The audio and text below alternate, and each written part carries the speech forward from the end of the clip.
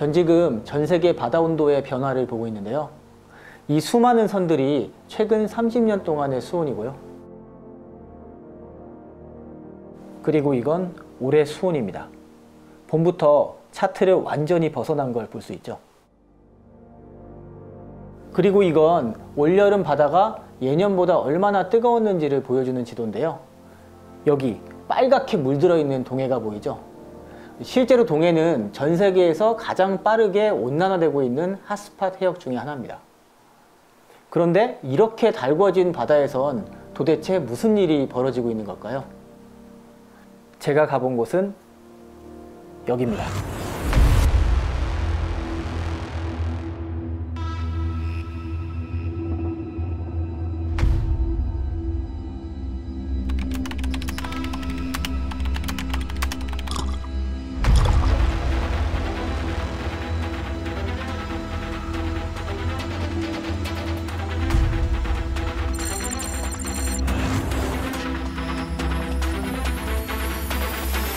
온대 지역에서 볼 수 있는 대왕과 감태들이 숫자가 점점 줄어들고 아열대성을 선호하는 해조류들이 지금 바뀌고 있는 추세예요.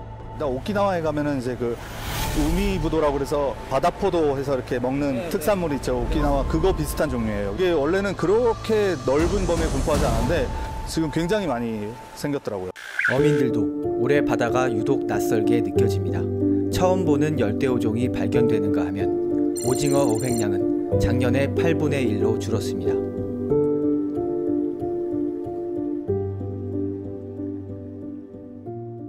몇 마리나 들어왔어요, 오늘? 몰라요, 몇 마리. 어제는 한 5마리, 오늘은 아예 구경도 못 해가 그냥 밤에 들어왔죠. 해양학자들은 바다의 폭염으로 불리는 해양열파 현상에 주목하고 있습니다. 동해에서 해양열파는 무서운 속도로 증가하고 있고 올여름에는 관측 이래 가장 많이 발생했습니다. 학계에서는 오징어를 기후변화의 지시종 이런까지 표현하는 학자들도 있는데 왜 이게 직접적으로 연관이 되냐면은 사실은 오징어 어장이 한류하고 난류가 이 교차하는 해역에서 적정한 수온이 형성이 되고 수온보다 더 중요한 먹이망이 형성이 됩니다. 2010년대에 들어와서 울릉도 주변이 이제 극한 고수온 현상이 나타나기 시작을 하고 접경 수역이 과거에 울릉도 주변이었다면은 이제는 그게 먼 바다로 특히 동해 북쪽까지도 확장이 되는 거죠. 어장이 바뀐 거죠. 뜨거워진 바다는 인간의 눈에 보이지 않는 식물 플랑크톤에도 영향을 줬습니다. 동해에 사는 식물 플랑크톤의 크기가 작아지고 있는 겁니다. 수온이 높아지고 이런 것들이 수익적인 교환이 덜 일어나면서 식물 플랑크톤한테 필요한 영양염의 공급도 점차 이제 줄어들게 됩니다. 환경이 척박해지면 그게 또 적응하기 위해서 최소한의 에너지가 필요하니까 얘네들 또 사이즈가 적어집니다.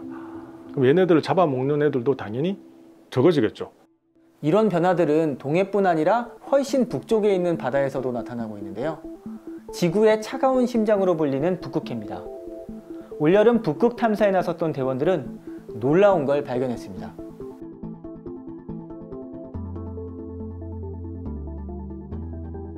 올여름 쇠빙선 아라오노가 북극해 탐사 과정에서 촬영한 심해 영상입니다. 훨씬 더 남쪽 바다에 사는 것으로 알려진 오징어를 아라오노가 촬영한 건 이번이 처음입니다. 그런가 하면 북위 75도에선 역대 가장 큰 대게가 잡히기도 했습니다. 아이러니하게도 남쪽 알래스카 베링해에선 수온이 갑자기 오르면서 100억 마리의 대게가 사라졌다는 연구 결과가 발표됐습니다. 온난화가 되면서 아보쿠키에 살고 있는 애들이 지금 계속 올라가고 있다고 하거든요. 해빙에서 일을 할 때 곰이 나타날 때 대비해서 곰 감시자 2분을 항상 모시고 가는데 그분들은 원주민이기도 하고 또 알래스카에서 오랫동안 사셨던 분들이에요. 내가 좋아하는 크랩을 이제 더 이상 먹기가 너무 어려워졌고 킹살몬도 살몬 중에서도 킹살몬 같은 애들도 잡히지 않고 그래서 가격이 폭등했고 근데 이런 얘기를 하셨을 때 이게 결국은 우리가 피부로 느끼는 그 더위나 추위가 아니라 사람들의 먹거리와 직접적인 연관이 된다면 그것도 또한 이제 이게 기후위기보다 더 큰 문제가 되지 않을까라는 생각이 들었습니다. 북극해가 따뜻해지면서 해빙은 무서운 속도로 녹고 있습니다. 얼음이 녹아 바닷물의 염분 농도가 낮아지면 북극을 엔진으로 하는 해류 시스템이 느려지게 됩니다. 이는 곧 지구의 온도 조절 장치가 망가질 수 있다는 뜻이죠. 얼음이 생성될 때 바닷물이 무거워져서 약간 가라앉거든요. 이렇게 돼서 하나의 컨베이어 벨트처럼 움직여야 되는데 이쪽에서 고장이 난 거죠, 지금. 과거에는 나름대로 이렇게 빠르게 굉장히 건강하게 순환이 됐었다면은 지금은 굉장히 서서히 움직이고 있는 거죠. 지구 반대편, 뜨거운 바다가 불러온 재앙을 먼저 경험한 곳, 바다의 아마존이 있는 서호주로 떠났습니다.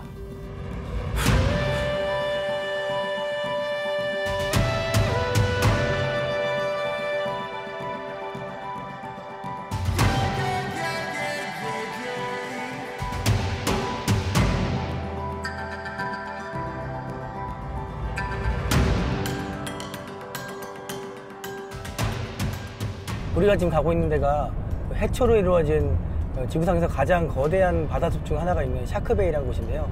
이제 샤크베이에서 보게 될 게 지구에서 가장 처음 산소를 공급해준 이 살아있는 스트로마톨라이트라는 군락인데, 이게 이제 수십억 년 전에 지구에 가장 처음 이 산소를 공급해줬다면 그 샤크베이의 해초들은 지금 이제 그 역할을 하고 있는 거예요.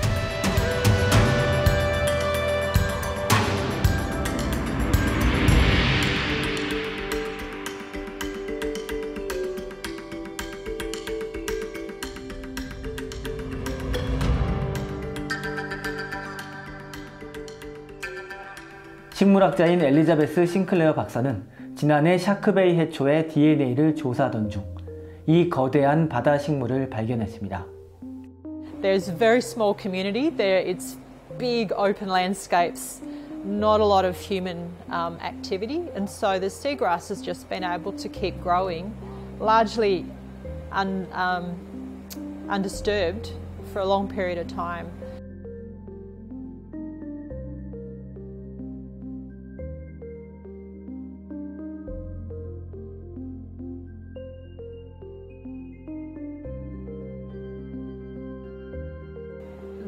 This particular heat wave stayed around for a prolonged period of time, so anything living in the water at that time was exposed to warm water up to 3 to 4 degrees above normal temperatures for a couple of months. So it's a really long period of time to sit in a warm bath.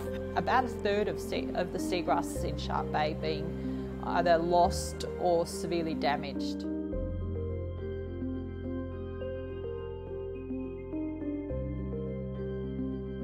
Yes, the marine heat wave was catastrophic, and it was catastrophic for seagrass beds.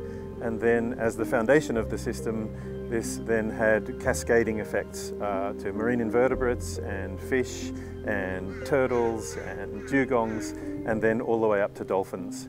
And we had an immediate drop in the number of babies born into the population, and also a significant decline in survivorship of dolphins. 리즐리 가족은 샤크베이에서 20년 넘게 크루즈 프로그램을 운영하고 있습니다. 하지만 오늘은 관광객 대신 300개의 모래주머니를 배에 가득 태웁니다. 해초대를 되살리기 위해서인데요. 바다 위를 항해하면서 해초가 사라진 곳에 모래주머니를 하나씩 바닷속으로 가라앉힙니다. 이 모래주머니가 해초들이 뿌리를 내릴 수 있는 곳입니다. The bottom of the seagrass seeds looks a little bit like a claw, and what we'll do is they will break off from the main plant and they will have already flowered, and they're basically floating along, and then eventually they will drop down to the bottom of the ocean. And if there is nothing there, if it's just barren sand, it'll just float away and be wasted and wash up onto the shoreline. But if there's something down there like an already formed seagrass bed or our bags, it'll latch on and create a new little root system for itself and actually start growing. 리즐리 가족이 해초 복원을 하게 된 건 10년 전 해양 열파가 바다에 남긴 끔찍한 상처 때문이라고 하는데요.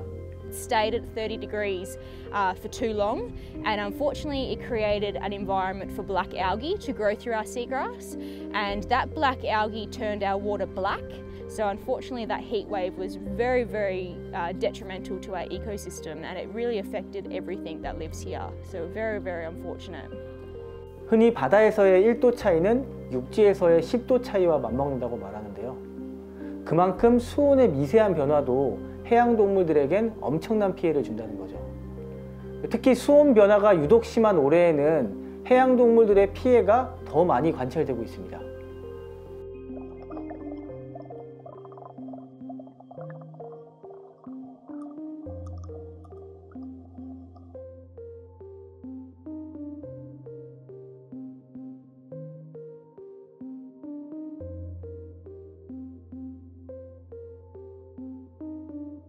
올해 이제 캘리포니아 앞바다는 4월에는 이상 저온이었다가 5, 6월에는 급격히 해수 온도가 상승하면서 유해조류가 퍼지기 쉬운 환경이 된 거죠.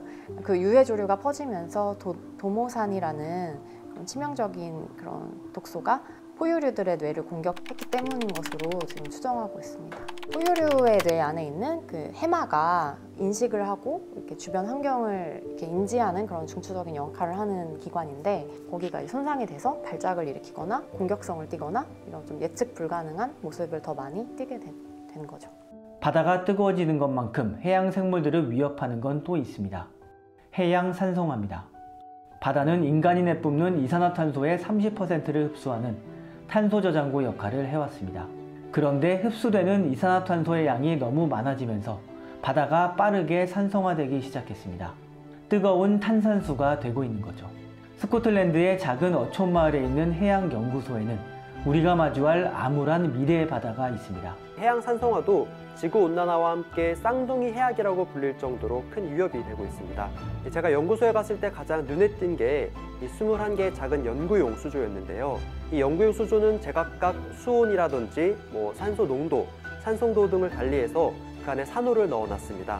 거기서 연구팀이 산성도가 가장 높은 연구용 수조에 있었던 산호를 제게 직접 보여줬는데요.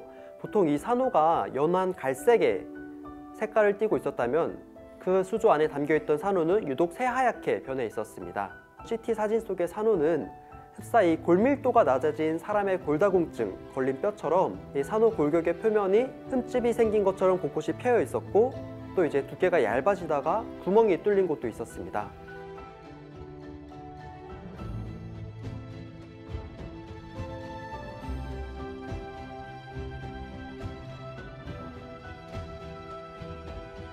Oceans occupy 70% of the surface of the Earth, and a lot of activity has been worrying about the 30% and less about the 70%. And if we see, as a result of increased water temperatures, a loss in the function of ecosystems, and indeed the ability of water to dissolve carbon dioxide, then we're going to see big changes in terms of the ability of the ocean to fulfill its function. 한 번도 본 적 없는 뜨거운 수온, 그리고 바닷속에서 벌어지는 이상현상들은 바다의 기능이 한계에 도달했다는 신호일지도 모릅니다. 혹은 속도가 더 빨라져서 끔찍한 사고로 이어지기 전에 브레이크를 밟아야 한다는 경고의 메시지일 수도 있고요.